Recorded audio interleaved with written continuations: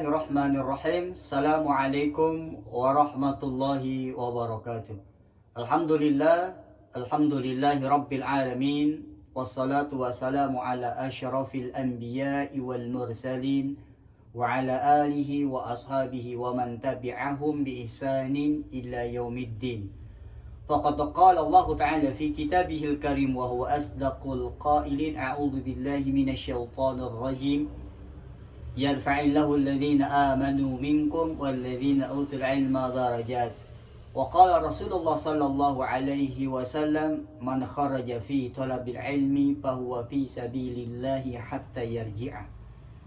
Amma ba'du, para hadirin, hadirat, para pemirsa yang dirahmati dan dimuliakan oleh Allah Subhanahu wa taala. Alhamdulillah, berjumpa kembali dengan kami di channel ini, channel Al-Huda Center Kajian Islami.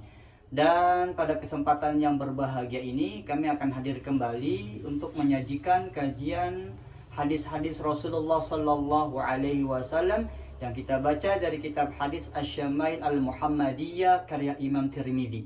Bagi para pemirsa yang memiliki kitab hadis tersebut bisa membukanya di nomor hadis 13 dan ke-14, karena kita akan membahas dan membacakan hadis dari kitab tersebut di nomor hadis 13 dan ke-14. Kami akan membacakan riwayat hadis yang mulia ini dan masih membicarakan tentang fisiknya baginda Nabi Muhammad sallallahu alaihi wasallam. Hadis di nomor ke-13.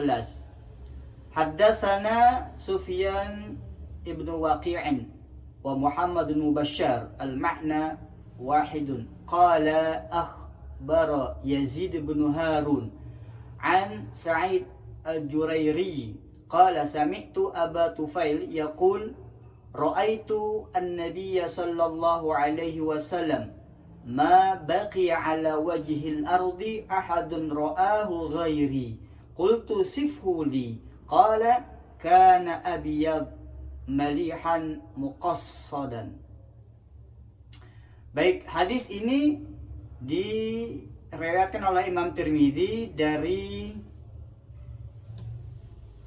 Abu Tufail. Jadi Abu Tufail ini adalah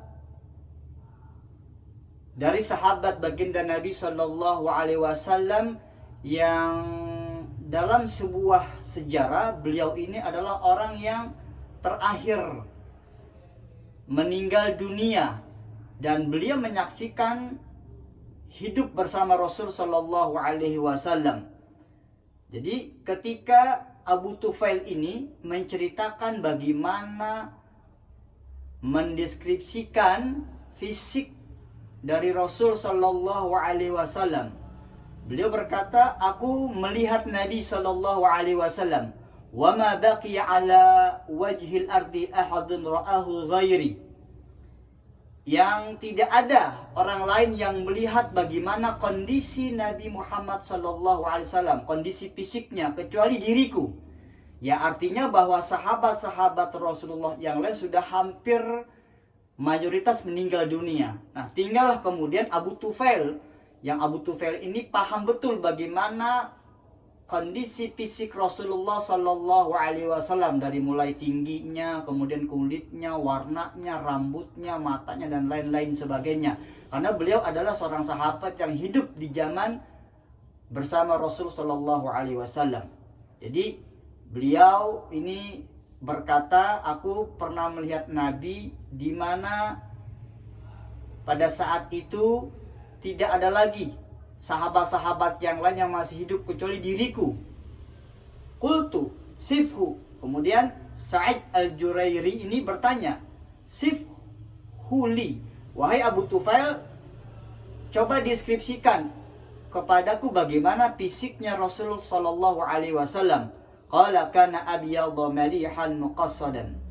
Jadi Abu Tufail kemudian menyebutkan bahwasannya kulit dari Rasul Sallallahu Alaihi Wasallam itu putih, ya.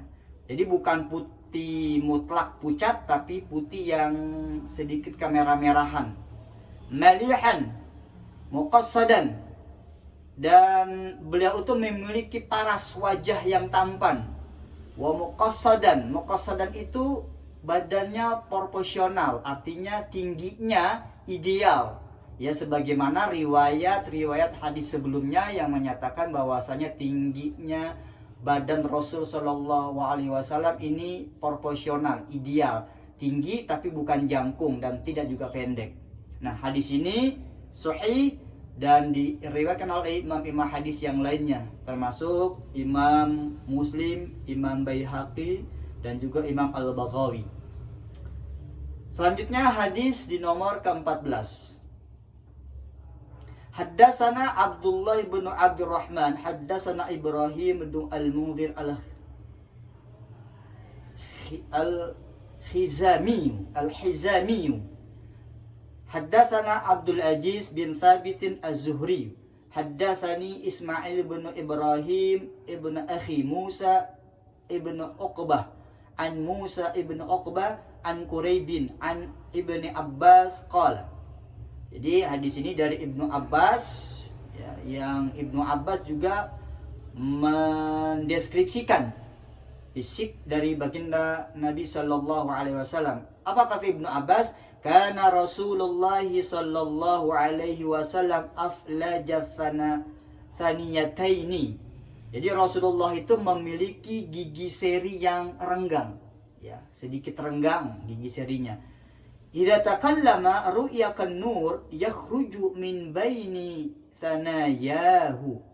Apabila Rasulullah itu berkata-kata, berbicara, maka tampak dari gigi-gigi Rasulullah Sallallahu Alaihi Wasallam, gigi serinya itu seperti cahaya yang keluar dari gigi Nabi Sallallahu Alaihi Wasallam yang mulia tersebut.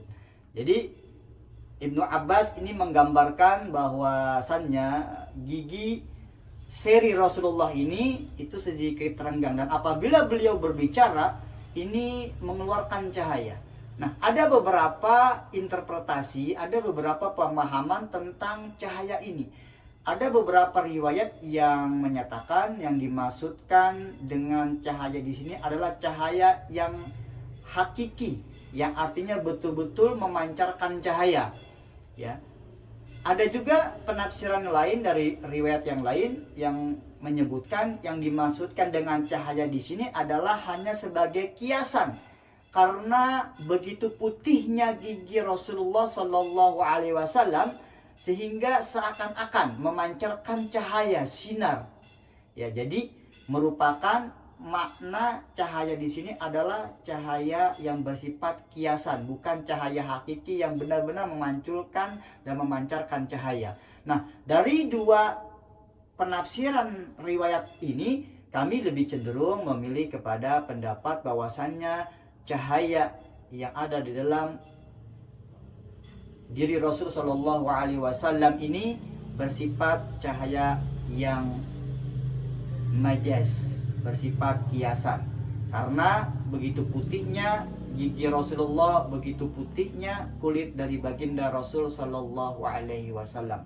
Nah, kalau kita melihat kepada tahqiq di dalam kitab Asy-Syama'il Al-Muhammadiyah ini riwayat atau jalur yang diriwayatkan oleh Imam At-Tirmidzi di nomor hadis ke-14 ini isnaduhu dha'ifun jiddan. Hadis ini riwayatnya lemah sekali. Kenapa lemah? Dikarenakan ada seorang perawi yang bernama Fihi Abdul Aziz bin Abi Thabit, ya. Beliau ini disebutkan sebagai seorang perawi yang dhaif. Bahkan Imam Ibnu Hajar Al-Asqalani dalam kitabnya At-Taqrib menyebutkan bahwa perawi yang bernama Abdul Aziz bin Abi Thabit adalah seorang perawi yang matruk.